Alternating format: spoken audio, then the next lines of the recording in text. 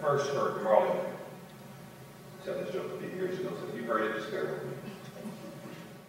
Her mother walks into her son's room, telling him to get ready for church. The son responds, "No, I'm not going."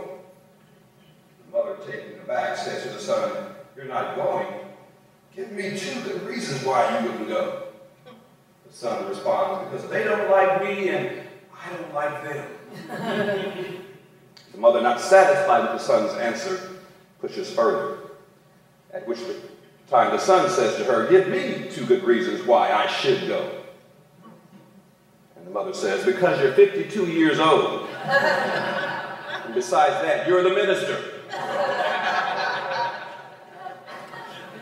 What would we be, or where rather, would we be without our mothers? We wouldn't. We just celebrated Mother's Day last Sunday, and although I didn't have the fortune to make it to church with my mother, I was able to call her and wish her a happy Mother's Day. But as a young boy, I did not expect that my mother would be around when I reached adulthood. She was always sick, in and out of the hospital. She had little energy to do anything, and often suffered with aches, pains, fever, swelling, and a long list of other ailments. She was eventually diagnosed with systemic lupus erythematosus, or simply lupus, as it is more commonly known. Lupus is one of the many autoimmune diseases which are the 3rd leading cause of death in the United States. The majority of those suffering from autoimmune illnesses are women, and women of ethnic descent are affected the most. Autoimmune diseases tend to run in families, and my family in particular has been hit hard with autoimmune diseases. Besides my mother, her mother, my grandmother, 2 sisters, 2 brothers, and a niece have all been affected. 7 close family members with various degrees of autoimmune diseases. Now, our body's immune system is designed to protect us from disease and infection. But if you have an autoimmune disease, your immune system attacks healthy cells, believing that they are a threat to the body. When the body's internal signaling system malfunctions, the body begins to wage war with itself and becomes, in a sense, a contradiction, fighting against what is supposed to protect. What does all this have to do with religion? Apparently a lot. According to John Beckett in his article, The Purpose of Religion, quote, "Like the body, the American society today has a corresponding problem with the social signaling system we have traditionally relied on to alert us of external danger. For economic and political reasons, it has seemed advantageous to some factions within society to self-generate numerous near-constant signals of danger. Terrorism, crime, poverty, disease. We are assailed from all sides every day with strong messages in all the media of imminent mortal danger, which often results in what is called the fight or flight response. In other words, whether it is in the body or in the mind, a perceived threat induces a scripted response, which typically includes options for both aggressive and protective measures," end quote.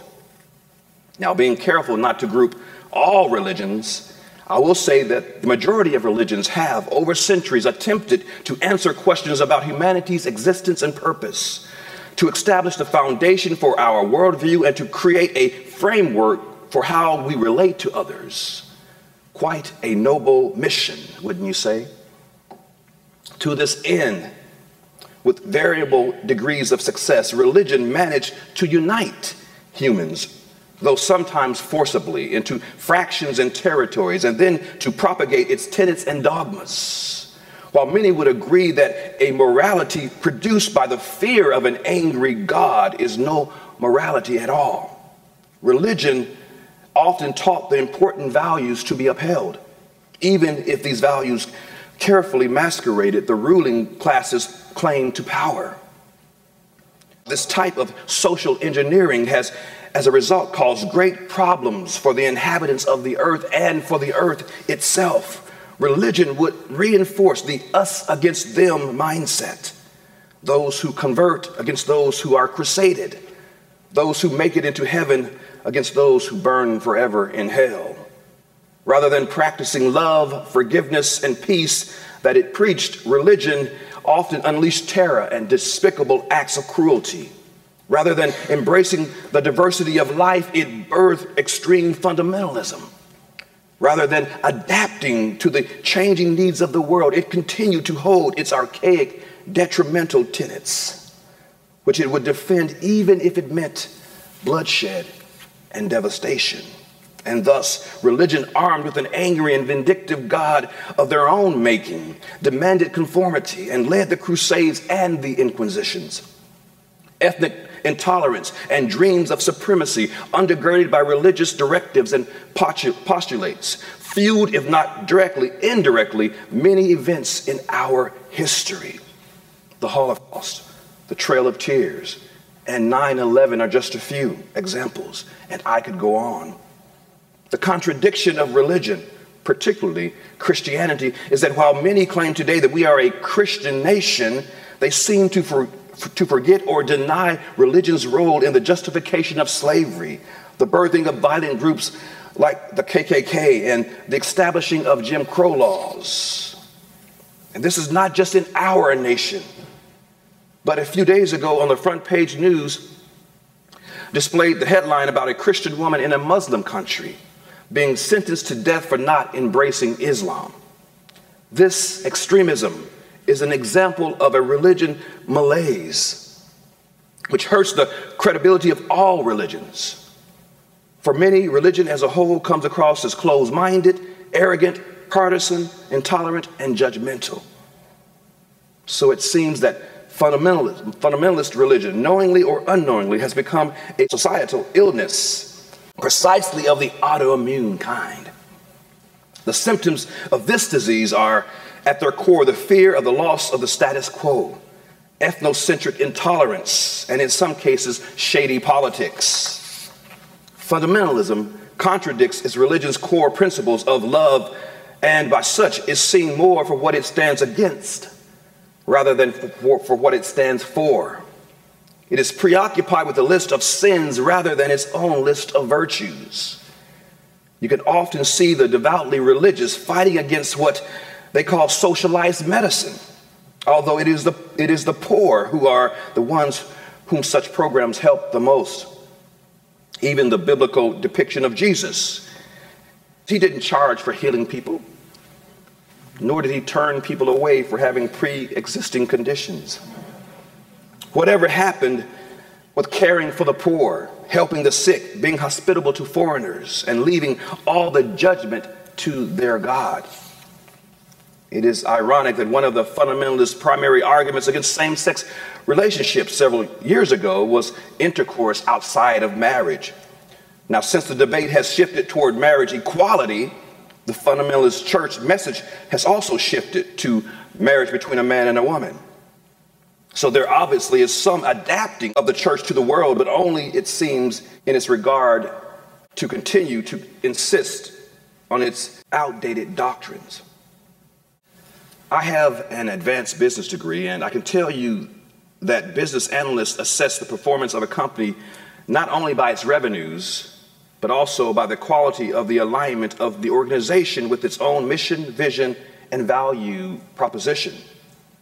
Even from this perspective, we have seen religion's overall failure to view itself as one part of a whole, and to view itself and other faiths as one collective body, performing perhaps different functions, but all for the healing of the age as it is now, not as it have been centuries ago.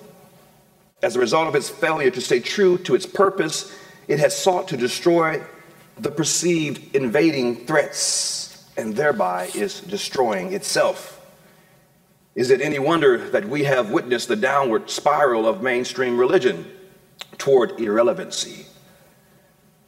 Is it any wonder that people are not just walking, but running away from religion? And it's not just congregants, but also ministers. According to a recent Barna report, nearly 1,400 ministers walk away from the ministry each month. It's hemorrhaging. I know that I am singing to the choir today, so to speak. But with all this being said, I do not believe that religion is all guts and gore. I am equally disturbed by the idea that we should work on annihilating all religion, overlooking the good that religion has played in our society.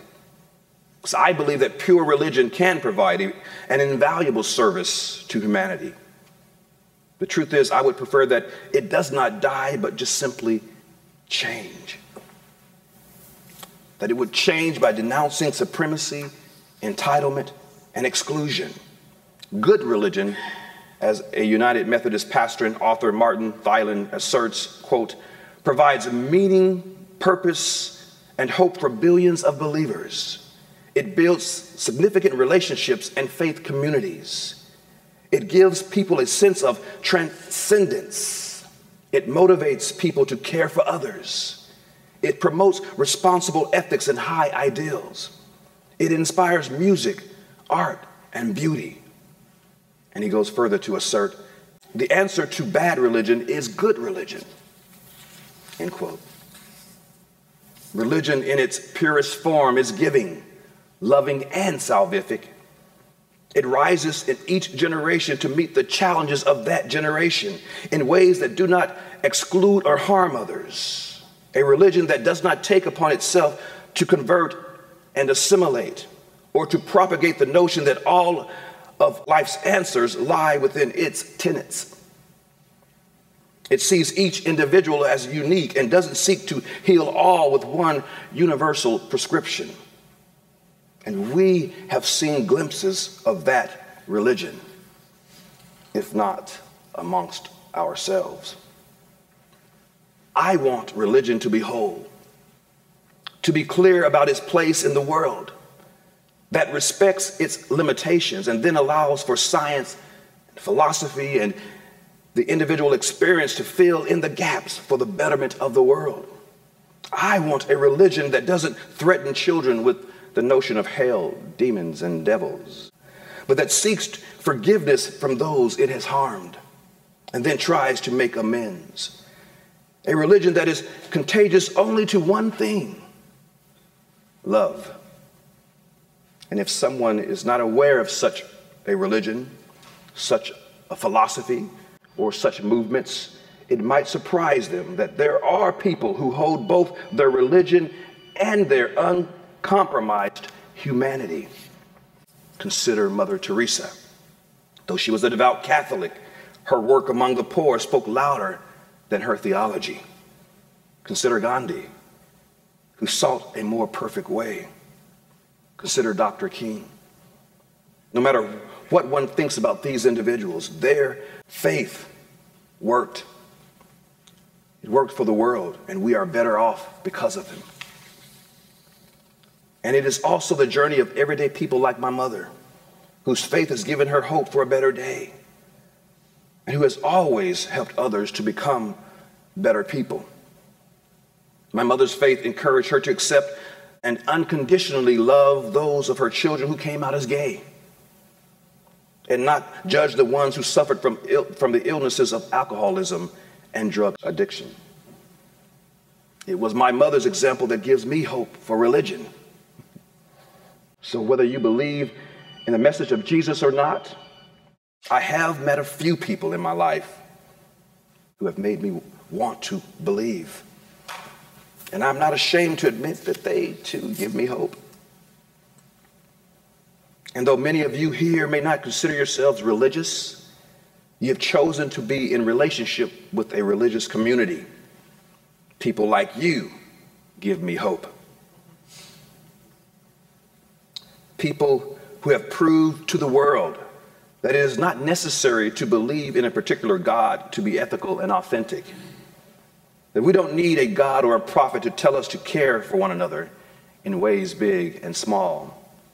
And that we don't have to believe alike in order to live together in peace. This is our hour. We have a unique opportunity to rise up in the face of all fundamentalism and to be a place of refuge and healing. We can teach those around us how we can perceive our differences not as a threat, but as an opportunity to learn. People are seeking such communities, like All Souls. A place where they are valued and respected for their uniqueness and their diversity in beliefs and lifestyles. And we must continue to be that healing community for all people, reminding them of a good religion's highest ideals and values by showing them how we live out our values and how we experience healing and how we embrace now and I hope always a love beyond belief.